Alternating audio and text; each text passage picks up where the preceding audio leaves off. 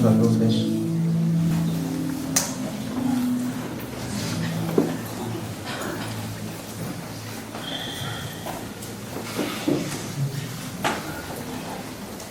Abrimos nuestras Biblias, la primera de Corintios.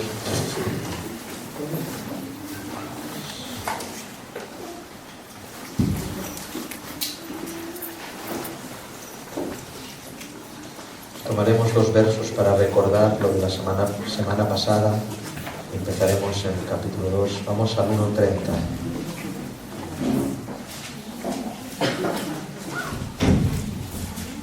Voy a ser muy breve, espero.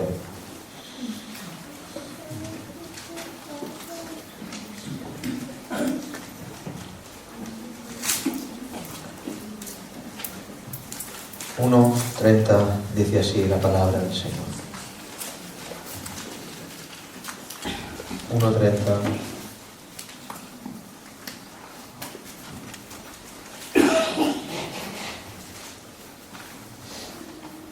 Mas por Él estáis vosotros en Cristo Jesús, el cual nos ha sido hecho por Dios sabiduría, justificación, santificación y redención, para que, como está escrito, el que se gloría, gloríese en el Señor.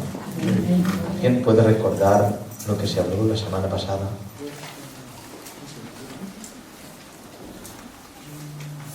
El compromiso de Heraldo de llevar la palabra de Dios tal y como él la dijo. Heraldo viene de la palabra eros, y eros con H. Eros es héroe. Heraldo es comparable a un héroe. Un héroe verdadero. ¿Alguien puede añadir algo más?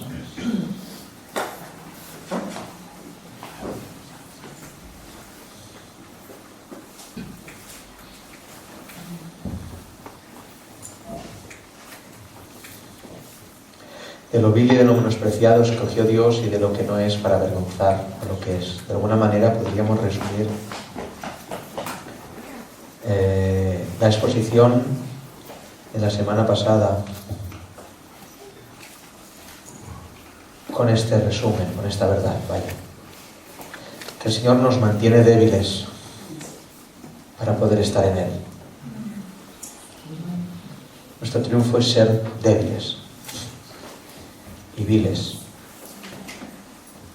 no pecadores, débiles y viles, porque el que viene a saber lo que es, quien sabe lo que es, solo podrá ir a uno: Cristo. Quien no sabe lo que es, no podrá ir al Señor. El que sabe lo que es necesita un Salvador cada día. Sabe lo que es, necesita cada minuto un Redentor. Cada minuto sé lo que soy. Y mientras uno se sabe débil, vil, menospreciado, mundo, uno viene a la ayuda del Señor. No tiene nada que ver en perseverar en el pecado. No tiene nada que ver. El débil es aquel que se aparta del pecado, el que peca, transgrede por caída, por hierro, no por abrigar la verdad y transgredirla o romperla o pisarla por voluntad propia, sino he caído, me ha pasado esto. En las iglesias hay ambas clases de personas. Unos que caen, ¡pum!, han tropezado y se han hecho mucho daño. Y otros que saben que es la verdad, pero siempre vivirán a medias. Siempre. No caen, viven a medias. Capítulo 2. Así que, hermanos, cuando fui a vosotros para anunciaros el testimonio de Dios, no fui con excelencia de palabras o de sabiduría, pues me propuse no saber entre vosotros otra cosa sino a Jesucristo y a este crucificado.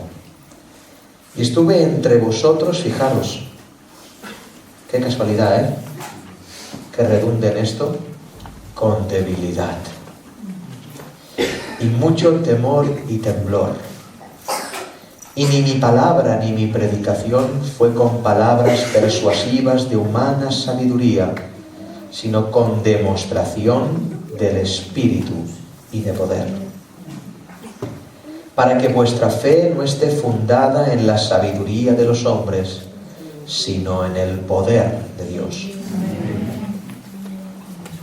Sin embargo, hablamos sabiduría entre los que han alcanzado madurez, y sabiduría no de este siglo ni de los príncipes de este siglo, que perecen, mas hablamos sabiduría de Dios en misterio, la sabiduría oculta, la cual nos predestinó antes, la cual Dios predestinó antes de los siglos para nuestra gloria, la que ninguno de los príncipes de este siglo conoció, porque si la hubiere conocido, nunca habrían crucificado al Señor de gloria. Antes bien, como está escrito, cosas que ojo no vio, ni oído oyó, ni han subido en corazón de hombre, son las que Dios ha preparado para los que le aman.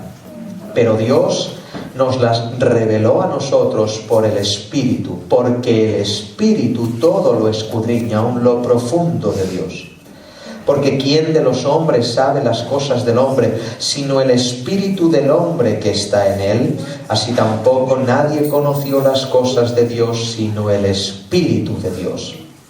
Y nosotros no hemos recibido el espíritu del mundo, sino el Espíritu que proviene de Dios, para que sepamos lo que Dios nos ha concedido. Lo cual también hablamos, no con palabras enseñadas por sabiduría humana, sino con las que enseña el Espíritu, acomodando lo espiritual a lo espiritual.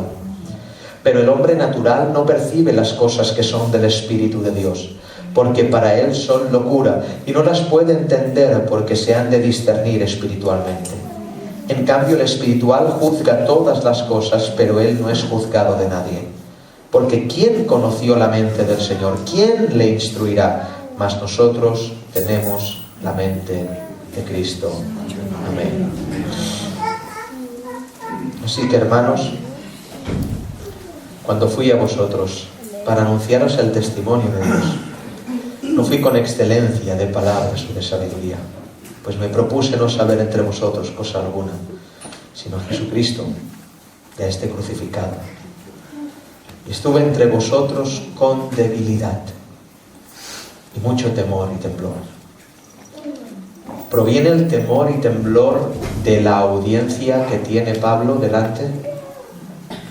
Atención, esto es muy importante. Hay que torcer el texto para decir esto. Hay que torcer el texto para decir que Pablo tenía temor y temblor por causa de que quería hacer bien a las almas, impactar a las almas, que las almas le producían este temor y temblor. De ninguna manera. Pablo no tenía ningún temor a los hombres. Solamente Pablo tenía que advertir en su vida y poner por obra la comisión la cual el Todopoderoso le había encomendado, que era predicar el Evangelio. El temor y el temblor vienen por el compromiso a Dios. El compromiso que tenemos cada uno de nosotros con Dios para predicar sin mancha, sin torcer el Evangelio, sin añadir ni quitar, sin adulterar ni menguar. Simplemente el temor y temblor proviene del compromiso que el Señor Dios Todopoderoso añade al siervo para la predicación de la palabra de Dios. Y ni mi palabra ni mi predicación fue con palabras persuasivas de humana sabiduría. ¿A qué se refiere el apóstol aquí? Bien, es clarísimo. Se refiere a que, pudiendo hablar cosas impresionantes para impresionar a la gente, para que la gente pudiera entender de quien tenían delante era un hombre lleno de conocimiento humano, criado a los pies del mejor rabino, ministrando también en las mejores sinagogas, viendo también que estaba su mente llena del conocimiento de la cultura helénica, griega, entendiendo la historia, pudiendo poner ejemplos que a cualquiera nos hubiera asombrado, teniendo un vocabulario tan extenso que la gente le seguiría porque veían a un hombre sabio. Pero él rechazó todo esto, rechazó sus estudios académicos. En este caso habla perfectamente, diciendo: rechacé todo eso porque no me propuse entre vosotros otra cosa que conocer, que saber, que hablar de Jesucristo y a este crucificado. Las palabras persuasivas significa también, de alguna manera, el querer cazar a gente por cazarla. ¿Entendéis? Es decir, es acomodar un mensaje según la audiencia que tienes delante. No significa ser legible, ser... me molesta un poco, pero intentaré seguir. Ser entendible. Esto todos los siervos de Dios deben intentar que se entienda lo que dicen. Y a veces incluso poner ejemplos en cuanto a nuestra manera de pensar, nuestra sociedad, el tiempo en que vivimos. Pero hay gente en que acomoda para cazar las almas un mensaje, para que la palabra sea tan persuasiva que cace las almas por medio de sus palabras y no por medio del poder de Dios. ¿Me explico? ¿Sí? El poder de Dios es lo único que va a convertir un alma. Así que los hombres debemos estar los que predicamos, y no solo los que predicamos en un púlpito, sino los que vamos por la calle a testificar. Tenemos que tener una cosa en cuenta: cómo ministrar el poder de Dios. Cómo ministrar el poder de Dios. ¿Por qué Pablo no usa palabras persuasivas, sino que lo hace con demostración del Espíritu y de poder? ¿Por qué? Lo dice luego: para que vuestra fe no esté fundada en la sabiduría de los hombres, sino en el poder de Dios. Es tan fácil y evidente como esto: para que vuestra fe no esté fundada en la sabiduría de los hombres. ¿Cómo sabe este hombre? Lo sigo porque habla de una manera. De hecho, muchas veces nos ha pasado esto. Y de hecho, eso, en términos generales, podríamos decir de que un político tiene muchas de las cosas o mucho de su carrera ganada por causa de saber hablar. Y según lo persuasivo que sea, así será la gente que le siga. Y así será el éxito de su carrera. ¿Entendéis así? ¿Sí? Es como alguien que tire muy bien a básquet, ¿eh? Según como tires bien, así te irá. Bueno, Dios es al contrario. No tires a canasta. Cierra los ojos y tú tira la bola. Yo haré el resto. Yo haré el resto. Así, de esta manera, el apóstol habla para que nuestra fe no esté fundada en la sabiduría de los hombres, sino en el poder de Dios. ¿Qué le salva a usted? ¿Los hombres o Dios? No significa que no haya hombres. Es que yo quiero que quede muy claro esto. Me tengo que esforzar aquí. Que sean analfabetos y su mensaje no está basado en el poder de Dios. Está basado en una cultura. Y a veces chillan más porque así creen que su mensaje está lleno de poder. No hay una relación amigable entre los chillidos y el poder. No son amigos. El chillar y el poder no son amigos. Hay veces que uno eleva la voz porque siente pasión en el momento, pero no eleva la voz para transmitir pasión. Es diferente. Es decir, elevar la voz para apasionar es hacer teatro.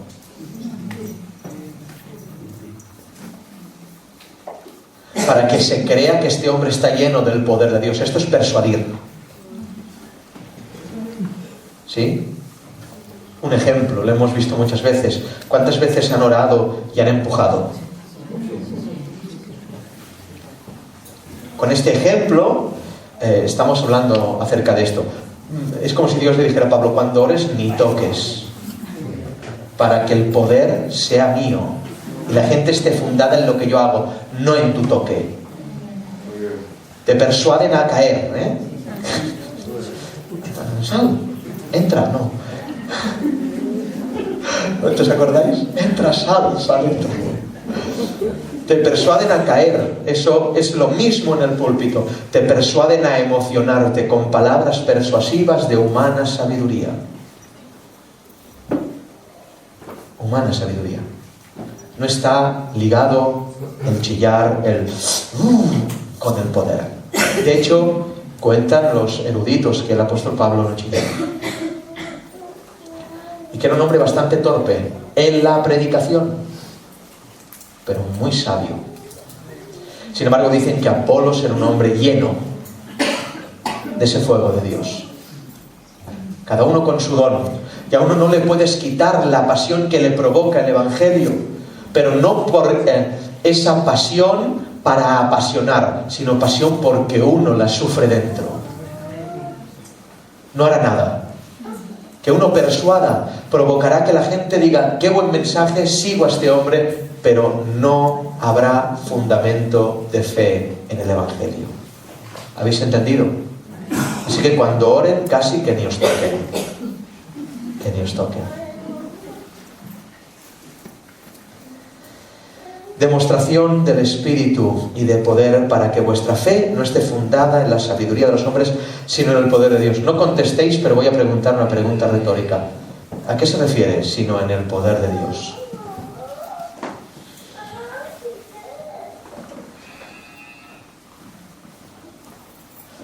¿A qué se refiere sino en el poder de Dios? Bueno, contestad si queréis. Os vais a equivocar. ¿A qué se refiere sino en el poder de Dios? ¿Cómo leéis, hermanos?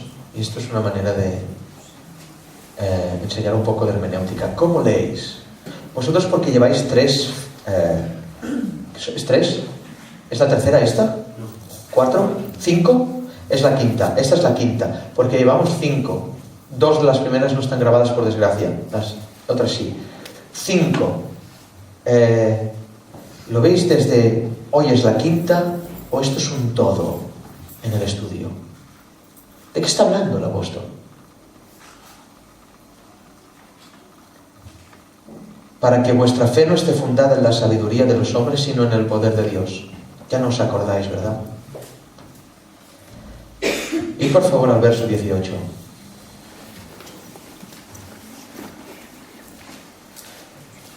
Porque la palabra de la cruz es locura a los que se pierden, pero a los que se salvan, esto es a nosotros, es poder de Dios. Si descontextualizas esto, la gente lo tuerce y dice: no, está fundado en el poder de Dios, milagros y prodigios. No, está diciendo la predicación. Creemos en que Dios hace milagros y prodigios, lo creemos, pero no está hablando de esto. ¿Qué está hablando Pablo aquí? ¿A qué se refiere sino en el poder de Dios? Predica la cruz y el arrepentimiento. Es tan sencillo, hermanos, y tan aplastante. El poder de Dios se manifiesta por el Evangelio. Repito, el poder de Dios se manifiesta por el Evangelio. El Evangelio es el hilo conductor de la dinamita de Dios, de la electricidad. Es el cobre que lleva la explosión de la gloria de Dios. La palabra de la cruz: arrepentíos. Cristo ha muerto y ha resucitado. El Evangelio. Por cuanto todos pecaron, todos están destituidos, el Evangelio. Siendo justificados gratuitamente, el Evangelio. El Evangelio. Eso es poder de Dios. Luego cuando habla de para que vuestra fe no esté fundada en la sabiduría de los hombres, sino en el poder de Dios, ¿cuánto hace que escuchasteis el Evangelio? No me lo creo. Si escuchasteis el Evangelio hace 40 años o 30, los que sean, no me lo puedo creer. Con todos mis respetos, ustedes no escucharon el Evangelio. Algo que se parecía al Evangelio. Un principio, de acuerdo. Nos ayudó, de acuerdo. Ha hecho mucho bien, de acuerdo. Pero no es arrepiéntete. No es has dejado de ser lo que eras para que Dios te haga otra cosa. Ese es el Evangelio. El que está en Cristo, nueva criatura es. Esto es que es... ¿Cómo el enemigo ha podido enviar otro espíritu de error para que al decir estas frases sintamos otra cosa y no lo que la palabra dice? Nueva criatura es, uno se, soy una nueva criatura. Nueva criatura es terrible. Nueva criatura soy. Te pone a examen, hermanos. Soy algo que nunca fui. Evangelio. Poder de Dios. Nueva creación de Dios. Poder de Dios. Evangelio. Evangelio. Y yo sé que hay muchos que sí, que lo escucharon, o no, pero otros lo escucharon leyendo, Y esto es, amén, que lo creo. Otros lo escucharon, y otros seguro, por un siervo de Dios lo escucharon. Me refiero en general, no juzgo personalmente cada caso, sino me refiero en la generalidad de esto. El Evangelio. A, B, C. El pecado del hombre. El arrepentimiento. La justificación, la regeneración. El Evangelio. Sin embargo, verso 6, hablamos sabiduría de entre los que han alcanzado madurez. Y sabiduría no de este siglo, sino de los príncipes de este siglo que perecen. Repito, sin embargo, hablamos sabiduría entre los que han alcanzado madurez y sabiduría no de este siglo ni de los príncipes de este siglo que perecen, mas hablamos sabiduría de Dios en misterio, la sabiduría oculta, la cual Dios predestinó antes de los siglos para nuestra gloria. ¿Qué cosas, Sin embargo, hablamos sabiduría entre los que han alcanzado madurez. Pablo está diciendo, y luego seguirá en el capítulo 3 y más adelante, y dirá, os tengo que dar leche otra vez. No puedo hablaros como a espirituales, sino a carnales. Aquí dice, hablo sabiduría entre los que han alcanzado madurez. Sabiduría, misterios. Esto ya es otro nivel. Hoy los que no han alcanzado madurez desean hablar misterios. Es al revés, O sea, los cristianos queremos saber misterios aunque no hayamos alcanzado madurez. No, Pablo dice, primero alcanza madurez y luego hablamos misterios. Pero tengo que volver a predicar el inicio, el principio. Arrepentíos. Arrepentíos. Arrepentíos. Mas hablamos sabiduría de Dios, el misterio, la sabiduría oculta, de la cual Dios predestinó, fijaros, Dios predestinó una sabiduría para nosotros antes de los siglos para nuestra gloria, la que ninguno de los príncipes de este siglo conoció, porque si lo hubieran conocido, nunca habrían crucificado al Señor de gloria. Y en este texto, ya me voy a intentar pedirle al Señor que inspire para dejaros una idea. Ese texto me ha hecho mucho bien. La que ninguno de los príncipes de este siglo conoció, la que ninguno de los príncipes de este siglo conoció, porque si la hubieran conocido, nunca habrían crucificado al Señor de gloria.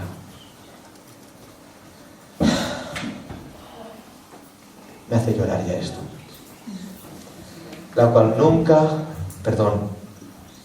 La que ninguno de los príncipes de este siglo conoció. Porque si la hubieran conocido, nunca habrían crucificado al Señor de gloria. Dios está diciendo: los que me crucificaron no conocían el misterio.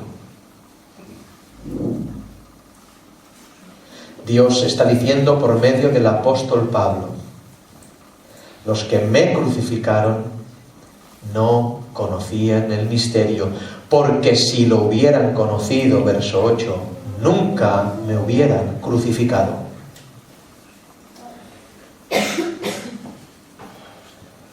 Voy a repetirlo para que lo vayamos comiendo. Dios está diciendo: los que me crucificaron no conocían el misterio. No conocían la sabiduría, el temor de Dios. Porque si lo hubieran conocido, nunca me hubieran crucificado. Porque si lo hubieran conocido, nunca me hubieran crucificado.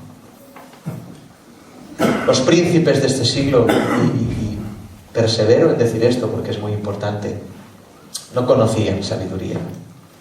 No conocían estos misterios. Porque si la hubieran conocido, no me hubieran crucificado. Venid. Cierta vez al Señor le preguntaron esto: ¿por qué les hablas por parábolas?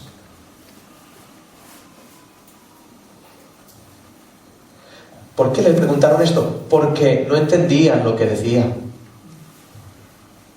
Porque hablaba: el reino de los cielos es semejante a un grano de mostaza. El reino de los cielos es semejante a un pescador que sale. El reino de los cielos es semejante a aquel hombre que esconde. El reino de los cielos, etc. Y decían: ¿lo estáis entendiendo? No. Y le decían: Señor, ¿por qué les hablas por parábolas? Y el Señor dijo: para que viendo no vean, y oyendo no oigan, y yo mañana les sane. Se me ponen los pelos de punta de las piernas. Voy a repetir. No entendían su mensaje. Y los discípulos dicen: es que podrías ser un poco más claro. ¿Podrías hacer que te entendieran? ¿Por qué les hablas por parábolas? Di las cosas claras. No, ¿por qué? Para que viendo no vean, y oyendo no oigan. Yo mañana los sane. Capítulo 2, Primera de Corintios. La que ninguno de los príncipes, verso 8, de este siglo conoció, porque si la hubieran conocido, nunca habrían crucificado al Señor de gloria. El Señor les habla por parábolas para que no les llegue la sabiduría.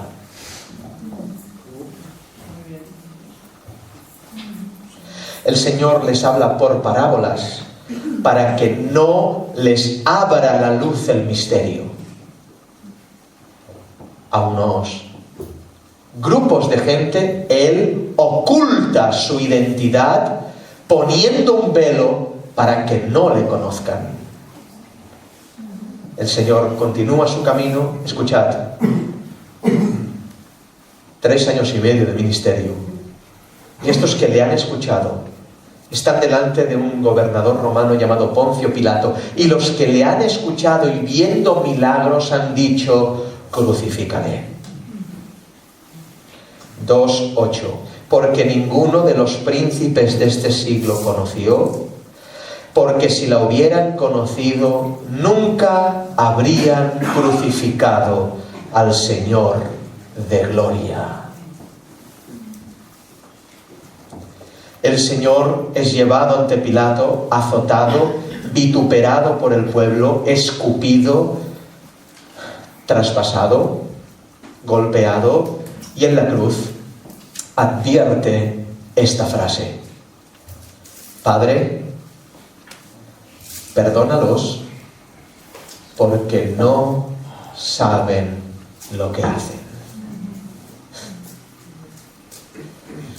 Y esa oración tiene efecto por el ministerio ¿por qué les hablas por parábolas? Para que viendo no vean. Aleluya. Y oyendo no oigan, ni entiendan, y yo mañana los sane. ¿Cuándo es mañana? ¿Cuándo es mañana?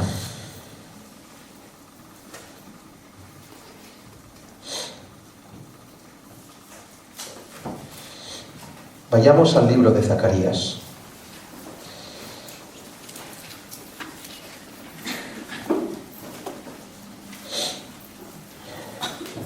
Capítulo 12.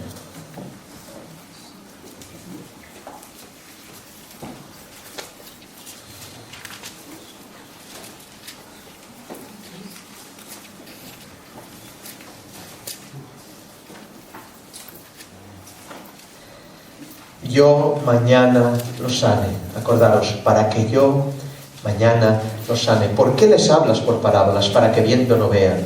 Capítulo 2 de Corintios, verso 8. Si hubieran conocido la sabiduría, no hubieran crucificado al Rey de Gloria. Capítulo 12 de Zacarías. Vamos a leer el verso 4.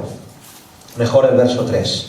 Y en aquel día yo pondré a Jerusalén por piedra pesada a todos los pueblos. Esto tiene que acontecer, aún no ha acontecido. ¿Entendéis? Esta es una profecía que aún no ha acontecido, pero en breve vamos a verlo. En aquel día yo pondré a Jerusalén por piedra pesada a todos los pueblos. Todos los que se la cargaren serán despedazados. Bien que todas las naciones de la tierra se juntarán ¿contra quién? Contra Jerusalén. Todas las naciones de la tierra, todas. En aquel día, dice el Señor, heriré con pánico todo caballo y con locura al jinete, mas sobre la casa de Judá abriré mis ojos. Y a todo caballo de los pueblos heriré con ceguera. Y los capitanes de Judá dirán en su corazón, tienen fuerza los habitantes de Jerusalén en el Señor de los ejércitos su Dios. En aquel día pondré a los capitanes de Judá como brasero de fuego entre leña, como antorcha ardiendo entre gavillas, y consumirán a diestra y a siniestra todos los pueblos alrededor, y Jerusalén será otra vez habitada en su lugar en Jerusalén. Y librará el Señor las tiendas de Judá primero, para que la gloria de la casa de David y del habitante de Jerusalén no se engrandezca sobre Judá.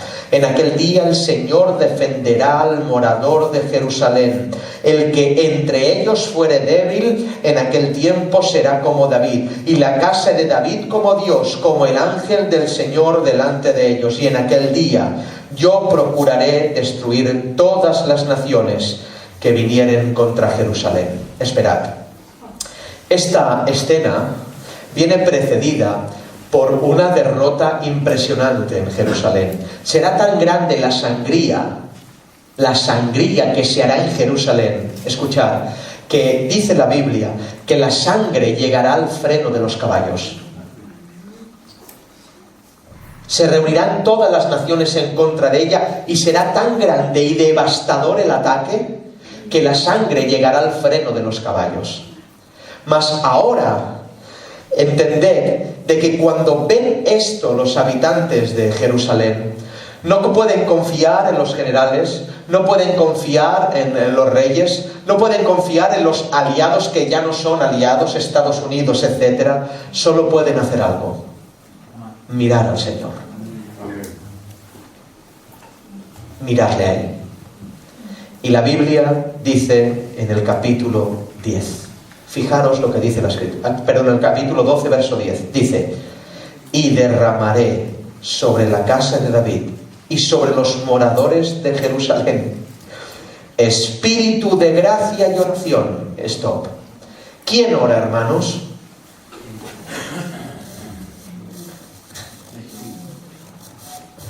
¿Quién ora? Los habitantes. ¿Por qué? ¿Quién ha derramado ese espíritu? ¿Quién lo ha hecho? Dios. Y dice: y mirarán a mí, a quien traspasaron, y llorarán como se llora por el Hijo unigénito, afligiéndose por él como quien se aflige por primogénito. En aquel día habrá gran llanto en Jerusalén, como el llanto de Adadrimón en el valle de Megiddo. Y la tierra lamentará, cada linaje aparte, los descendientes de la casa de David, etc. ¿Por qué dices, has leído este texto? Volvamos. ¿Por qué les hablas por parábolas? Volvamos. 2:8. La que ninguno de los príncipes de este siglo conoció. La sabiduría, el misterio. No lo conocieron. ¿Por qué? Porque si lo hubieran conocido nunca habrían crucificado al Señor. ¿Por qué les hablas por parábolas? No les doy a conocer el misterio para que no entiendan lo que van a hacer, porque me van a crucificar, y para que yo en la cruz pueda decir esta frase: perdónalos porque no saben lo que hacen, y esa oración alcance los tiempos, hasta el tiempo del gran Armagedón, que es donde hemos leído, y en ese día de la batalla puedan orar y ser respondidos.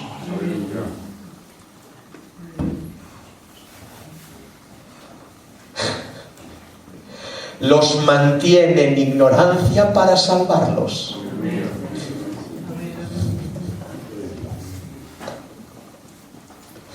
Para que la oración del Hijo sea advertida, reconocida por el Padre y abarque los tiempos hasta aquel día donde dice Pablo: y todo Jerusalén, todo Israel será salvo. El pueblo de Dios. Y entonces podrán mirar y mirarán qué traspasaron. Y si seguimos leyendo, dice: pero ¿dónde te hicieron estas heridas? He ahí la respuesta por la cual no entienden lo que está pasando. Porque el que viene herido. Aleluya. Y él dirá: en la casa de mis amigos. Allí llorarán al que traspasaron. Llorarán al que mataron, pero lo hicieron por ignorancia. Por ignorancia. La que ninguno de los príncipes de este siglo conoció, porque si la hubieran conocido, nunca, esto se alarga mucho, lo siento, nunca habrían crucificado al Rey de gloria, al Señor de gloria.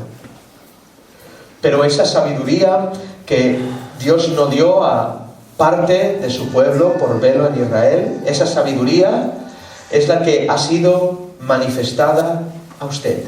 ¿Cuántos conocen el misterio? Levantad la mano los que, de verdad, no es hacer pamplina, es para enseñar la palabra. ¿Cuántos conocéis el misterio? El Hijo de Dios hecho carne, manifestado en la tierra, muerto y resucitado. ¿Conocéis ese misterio? ¿Cuántos? Levantad la mano los que los conozcáis. Por testimonio al Señor, levantad la mano, por favor. Sí. ¿Qué ocurre? Y ahora estad muy atentos. Si conoces el misterio y lo crucificas.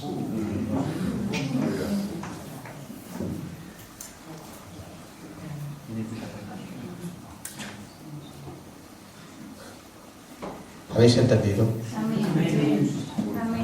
Pudo salvarlos porque no conocía la sabiduría. ¿Salvará Dios a quien conozca la sabiduría y crucifique al Hijo? Hebreos capítulo 6.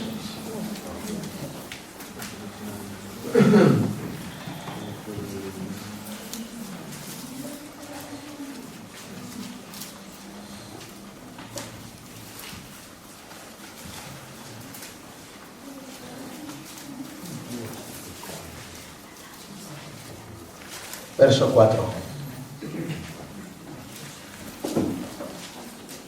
Esto os conviene mucho, por favor. Si no tenéis Biblia, yo os regalo una. Tenéis que llevar una Biblia cada día, como que llevarais dinero. Como que vuestra vida dependiera de llevar una Biblia en la mano. 6:4. Recapitulemos.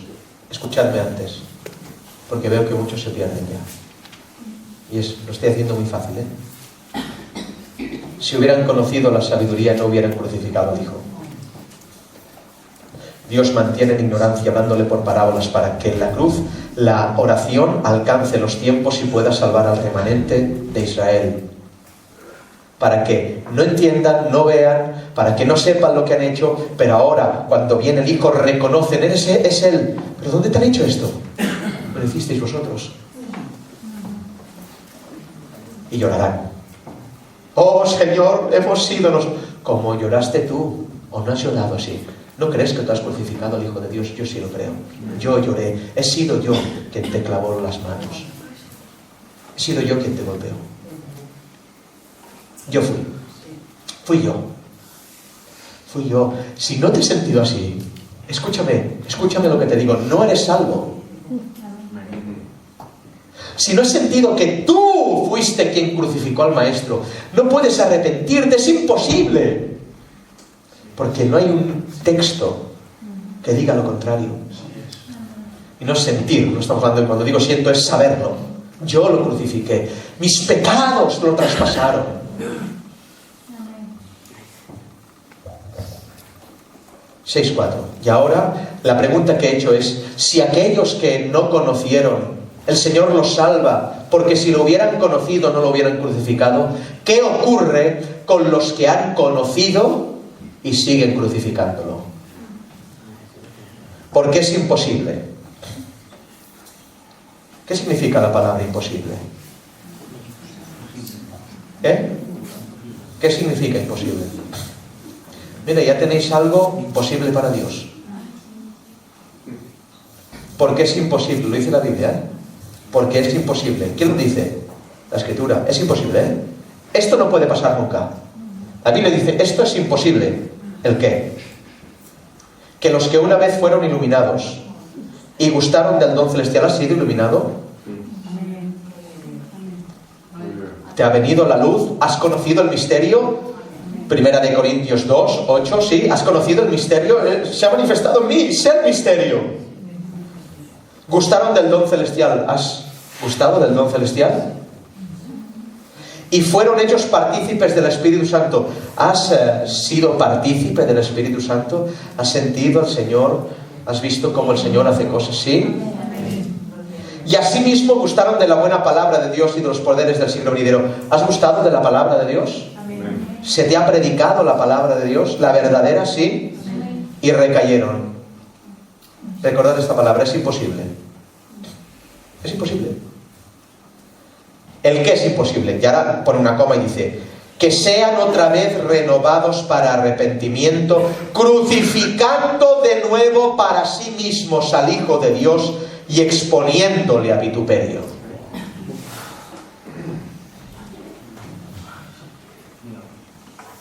Crucificando de nuevo, es decir, estos sí saben. Estos sí les ha sido revelado el misterio. Estos han reconocido. Estos han visto, han estado en una iglesia. Les ha ministrado un pastor santo. Estos sí no tienen excusa, pero viven como que no les hubiera pasado nada. Recaen en una manera de vivir que heredaron de sus padres. No son nuevas criaturas. ¿Es posible que se salven? Es imposible. No porque lo dijo el Mark, Dios me libre, la salvación es de Dios y no de los hombres. Lo dice la Escritura. No pueden volver a ser renovados para arrepentimiento. No es que no se puedan salvar, hermanos, es que no se pueden arrepentir. Muy bien.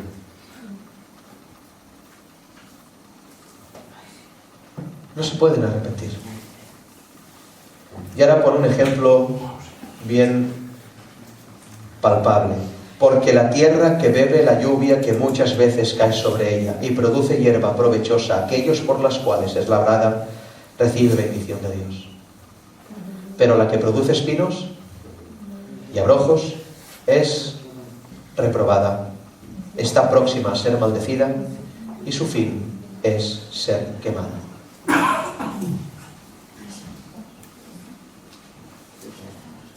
¿Cuál es el fin de esta gente que viene a la iglesia, pero vive como quiere?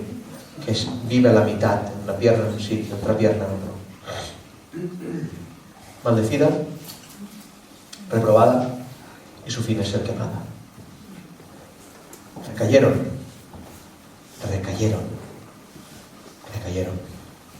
Por supuesto, yo soy de los que cree de que esta gente nunca fue salva. Para mí no existe tal cosa como se salva, se pierde, se salva, se pierde, se salva, se pierde, se salva, se pierde. Esto para mí no existe. Esta gente ha participado de los dones venideros, ha estado en una iglesia, incluso puede ser un anciano y un predicador, y puedo ser yo.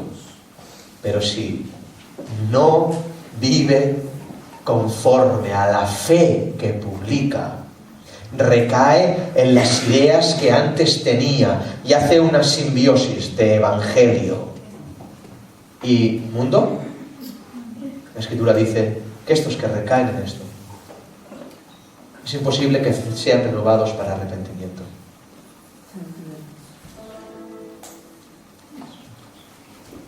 Recapitulemos. ¿Te ha sido manifestado el misterio? Sí, todos habéis levantado la mano. A los que le ha sido revelado el misterio y vuelven a crucificar al Señor, su fin es ser quemado. Y si soy yo, mi fin es ser quemado. Y si es la Conchi, su fin es ser quemado. Y es así. Y no puedo decir otra cosa. Soy preso de la Escritura. Pero si hay una caída, hermano, si somos débiles, si caemos, aquí está el Salvador que levanta. Aquí está aquel que cuida a sus hijos y no deja que se vayan del hueco de su mano. Pero crear, ¿cómo no se llama anfibio? ¿Cómo se llama? Híbrido. ¿Qué lo ha dicho David? Crear un híbrido de evangelio y mundo, de cultura y cristianismo, de esto sí y esto no, de aquí sí digo amén, pero luego hago otra cosa. No existe.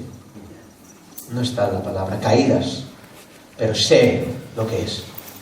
He pecado. Saber que... Una de las evidencias de todo esto es sé que he pecado. Sé que he pecado, lo sé, ¿eh? Tranquilo. Tienes tu Salvador. Llora, arrepiéntete. Pero esto no. Y quisiera... No sé. No sé qué hacer. Se me ha pasado a mí esto. Vamos al 1 y al 2. Así que, hermanos, cuando fui a vosotros para anunciaros el testimonio de Dios, no fui con excelencia de palabras o de sabiduría, pues me propuse no saber entre vosotros cosa alguna, sino a Jesucristo. Cosa alguna, sino a Jesucristo. No me propuse saber entre vosotros cosa alguna. Sí, vamos a tocarlo, que 5 minutos, vamos a tocar. Voy a esforzarme. Cosa alguna, sino a Jesucristo. No me propuse saber entre vosotros cosa alguna, sino a Jesucristo. Es muy importante esto, por favor. Atended. No me propuse saber. 2. Pues me propuse no saber entre vosotros cosa alguna, sino a Jesucristo. 2. ¿Cuál es el propósito de la vida de Pablo? Termino. ¿Cuál es el propósito de la vida de Pablo? No saber cosa alguna, sino a Jesucristo.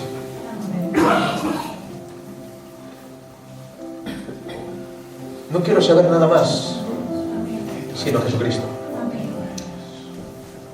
No quiero saber nada más, sino a Jesucristo. Y ahora, ¿qué contraposición?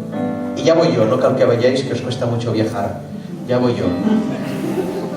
Génesis 3:6. Esta es muy fácil y vais, ¿no? Vale.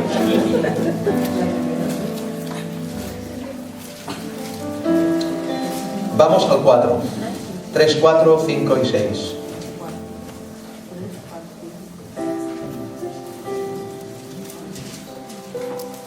Dice así: entonces la serpiente dijo a la mujer: no moriréis.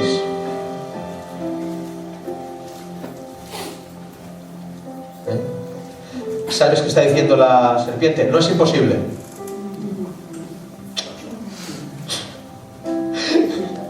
Está diciendo que no es tan radical esto, que no moriréis, no pasa nada.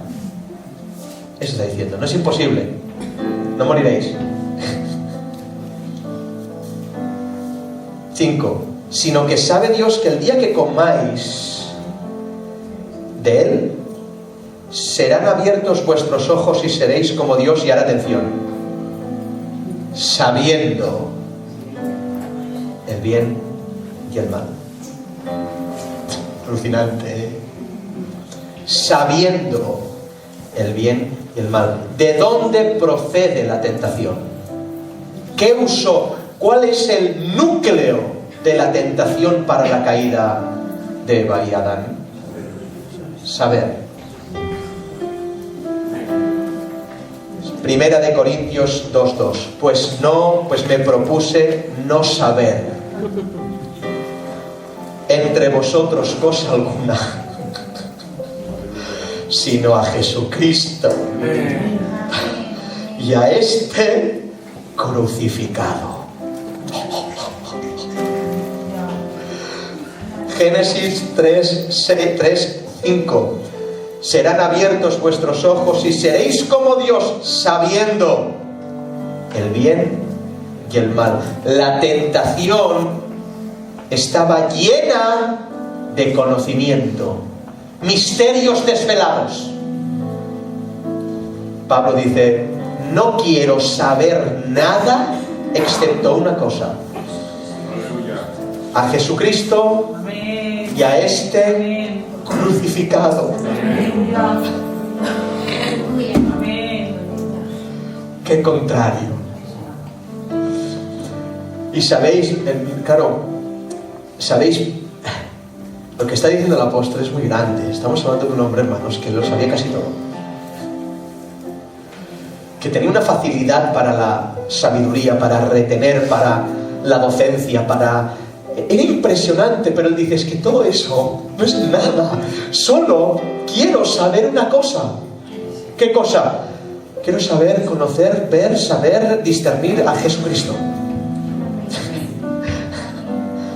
Pero el crucificado, no el Mesías que predican los judíos, que es un Mesías de sabiduría y de misterios, y que 70 interpretaciones tiene un mismo texto y las 70 son buenas, y que la cábala y que la numerología. ¡No!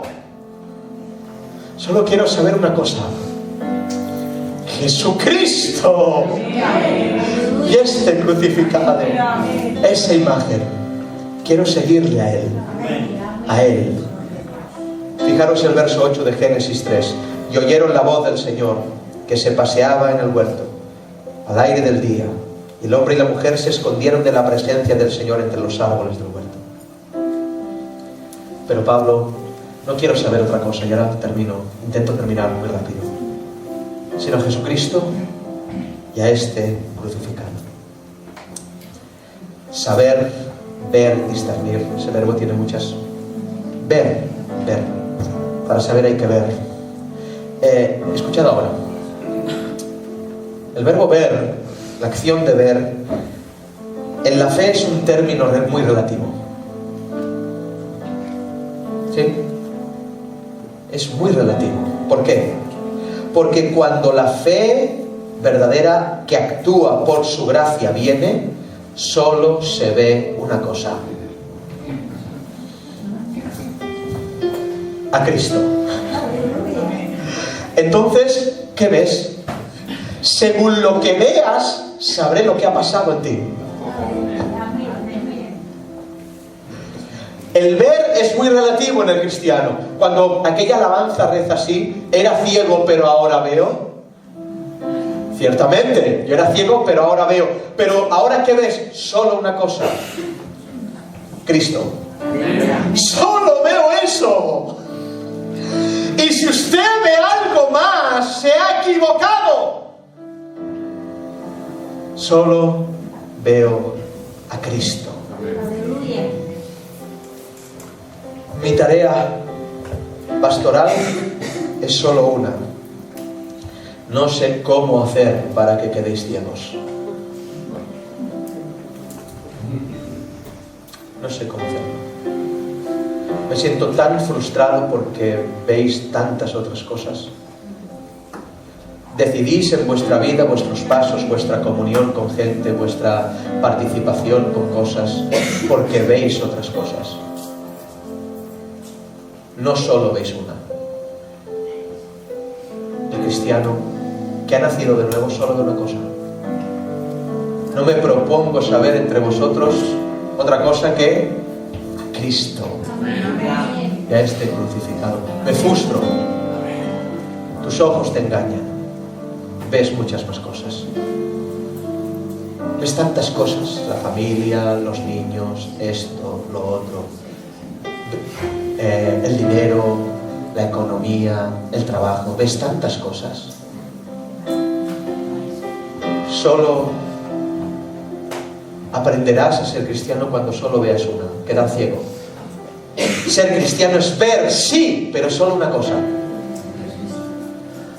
Yeshua. Y a este crucificado. Saber y ver acarrea pecado, desgracia. Muchos nos sentimos fracasados por el resultado, pero bendecidos por la visión. Solamente hallo descanso y aliento cuando le veo a Él. Miradle a Él. El sacerdocio fracasa, pero es que solo le veo a Él.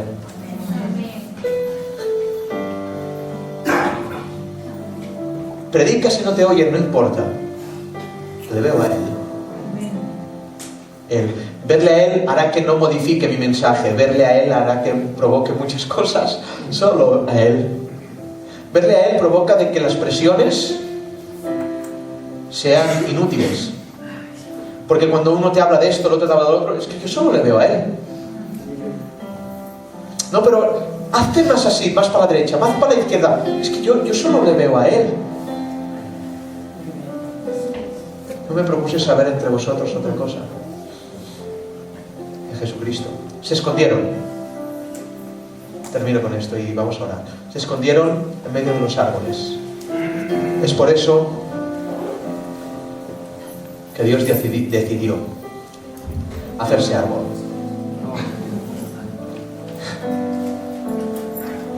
Dios decidió hacerse árbol porque sabía que te esconderías entre ellos. Entre los árboles del huerto espero que encuentres uno diferente, distinto. Un árbol que no te hará saber mucho, sino solo una cosa. A Cristo ya esté crucificado, es la cruz. Vamos a adorar al Señor.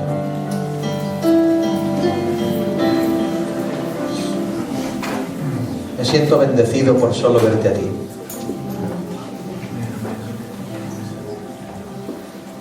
Eres el aliento de nuestras vidas.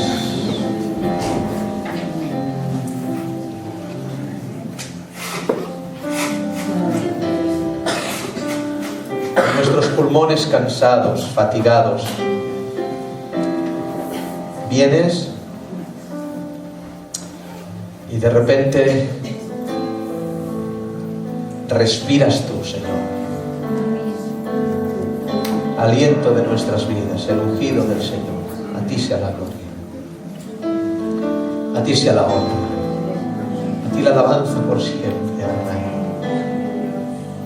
Solo te quiero ver a ti. Solo te quiero ver a ti. Te quiero ver a ti. Quiero quedar ciego por completo. Solo verte a ti. Verte a ti. Quiero saber cuándo he pecado. Quiero saber cuándo he pecado. Quiero saber cuándo he pecado. Quiero verte a ti. En el nombre de Jesús. Amén.